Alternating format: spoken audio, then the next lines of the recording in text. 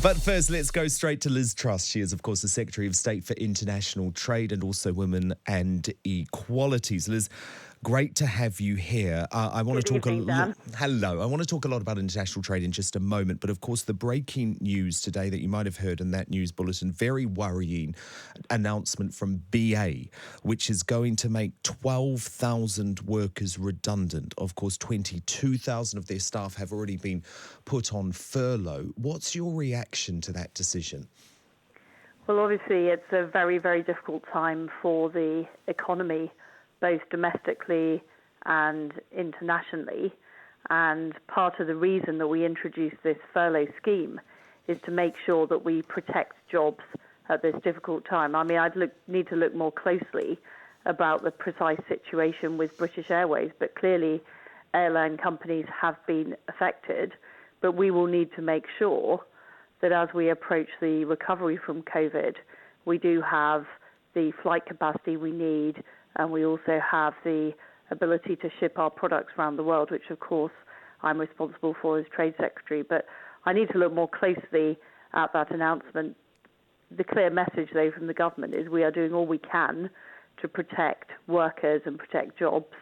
We've had 4 million people now on that furlough scheme, and I would encourage, where possible, for companies to use that furlough scheme rather than putting people out of work at this very difficult time.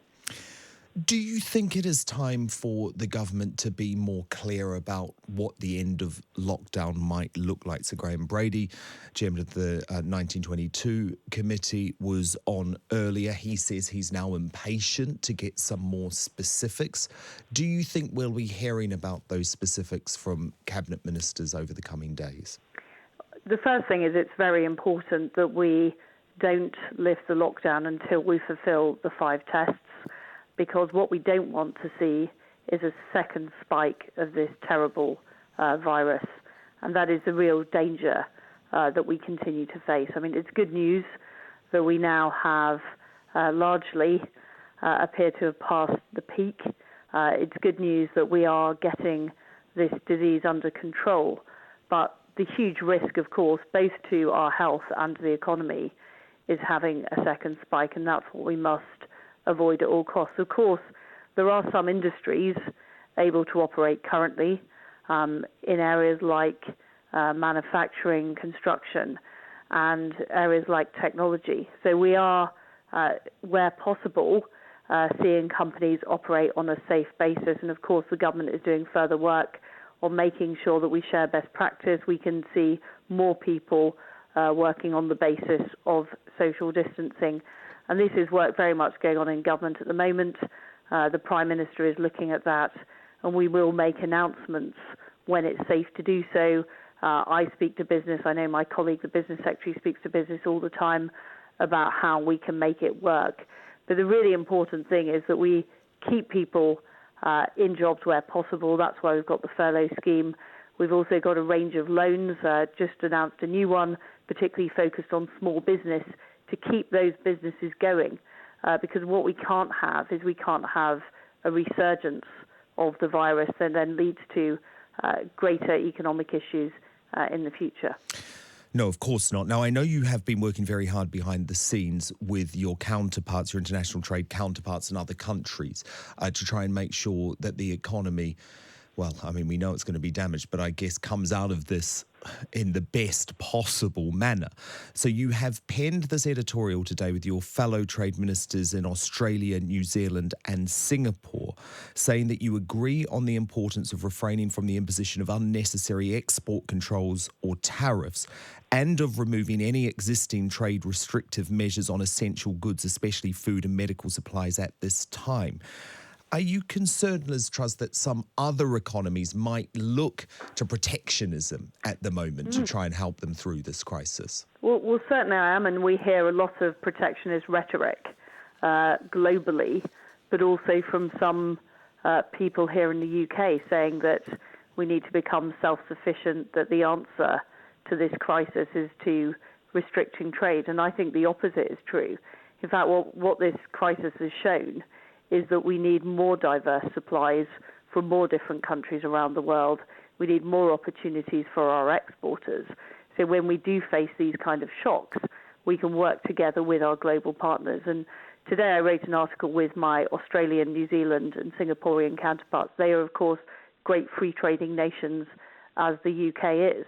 And we are determined to champion this with other nations across the world, because we know what happened previously when we had spurts of protectionism led to the Great Depression. We cannot have a beggar my neighbour approach. We need to make sure that supplies are coming into the UK, and our team at Trade, together with the Foreign Office, has been working very hard to bring PPE into the country, but also to remove restrictions, for example, on paracetamol. I had a conversation with my Indian counterpart about getting those restrictions removed. There are vital goods that we need in our supermarkets, in our shops, that people rely on, that come from overseas. And if we see our country start imposing bans or other countries start imposing bans, then that will mean that people are missing out on absolutely vital supplies. So we're making a case on an individual basis with other countries. And I have to say, the Indian government has been extremely helpful. The Turkish government has been extremely helpful. We're working closely with the United States. But we need to make a case across the world that the answer to this crisis and the way to recover out of this crisis has to be by restoring trade, by getting those goods flowing, rather than trying to restrict it, which will lead to great economic hardship. And of course, the countries that will be worst hit by those economic hardship are developing countries, countries in Africa, and it's vital we keep trade flowing. Of course, there are two big trade negotiations going on at the moment. I need to talk to you about both of them. The first, the EU negotiations. Michael Gove, your colleague, telling MPs that EU negotiators are not treating us in the manner that they would treat other independent countries. He says the pandemic should concentrate minds. Why don't we just say, you know what, let's just do the no deal Brexit in that case. Let's do the no deal, because actually, if they're not going to treat us fairly, then why are we even continuing these talks? I think it's always important to continue talks. The best outcome from us in negotiations is to get a free trade agreement, the type of free trade agreement that the EU have already signed up with Canada and with Japan. And of course, it is true that this crisis should make people clear that trade is a good thing, that having tariff-free trade, as we currently have with the EU and indeed they have with Canada, is exactly what we all want out of this situation. So I am confident that the EU will see sense and want to work with us to achieve that. But you can it's absolutely commit. It's absolutely right that we don't extend the deadline. Yeah, that's what I was going to say. So you can commit to that. With the EU, it's time pressure that will force things to happen. So it's December 31st. We are not going to extend again. We are absolutely not. Good news. Let's talk about America, because, of course, that free trade agreement is still being negotiated. The American ambassador, Woody, said that this was discussed between President Trump and Boris Johnson, when they had that first phone call while Boris was still recuperating at Chequers. Can you let us into any idea of what was said and where progress is at? So the American president and, of course, our Prime Minister are extremely committed to a free trade agreement. We are in discussions with the US at the moment about making this happen on a virtual basis in a similar way to the way that the EU discussions are taking place. And of course, the talks had to be paused given the grave situation we were facing on COVID, but we are looking at how we can get those talks started on a virtual basis so we can make progress. And as you know, we've committed to those talks taking place in parallel with the talks with the EU. China. Now, we've heard much, much stronger rhetoric coming out of the US and Australia about their future relationship, their future trading relationship with China. And I guess this pandemic has focused the public's mind on the danger with being so dependent on a totalitarian regime. Don't you think that it's about time that we adjust our relationship with China in terms of trade? And surely this is the perfect opportunity to do it. Well, we don't have a free trade agreement with China in the same way that we're seeking with the EU and the United States. And one of the reasons that we've decided to prioritize the United States, Japan, Australia and New Zealand is those countries are like-minded countries who want to set standards in a similar way to the way that the UK does. And we want to work with those countries both bilaterally and also at the World Trade Organization to do things like challenge subsidies from state-owned enterprises, challenge things like forced technology transfer. So set global standards in a way that is fair. Because it's certainly the case, and I've had this raised with me by a lot of British companies, that they are happy with trade that is reciprocal, but they are not happy when they see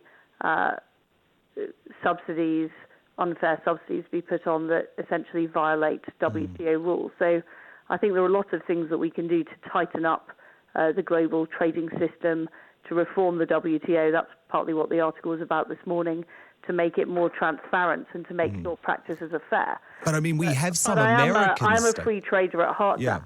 Well, I know, We cannot but cut off trade with, important trading partners, and the Americans continue to trade with China, the Australians continue to trade with China. But some American states are threatening to sue China. Global rules in place. Some American states are threatening to sue China. But the reality is that President Trump has just struck a phase one of a trade deal with China. True. Now, look, moving on to your other beat, the reform of the Gender Recognition Act has become a very controversial issue. This is especially after you spoke to the Women and Equality Select Committee last week and stuck by your position that under 18s should be protected from decisions regarding their gender that are irreversible. Can you just explain a little bit more about what you meant by that? Well, what I said at the Select Committee is that we will be laying out our plans before the summer for reform to the Gender Recognition Act. And there are three principles that we will be applying. The first is that single-sex spaces should be protected. Secondly, that whilst we want to make sure that transgender adults are free to live their lives, are free from persecution, we must make sure that people under the age of 18, those who are still developing their decision-making capabilities, aren't able to make decisions that are irreversible later in life. And that's a really important principle. It's the difference between somebody who is free to live their lives as they see fit versus a child or young person who is not necessarily in that position to make that decision at that stage. Understand. Liz Truss, thank you so much. I know it's a very, very busy time. Thank you for taking the time to be here. That is Liz Truss, the Secretary of State for International Trade.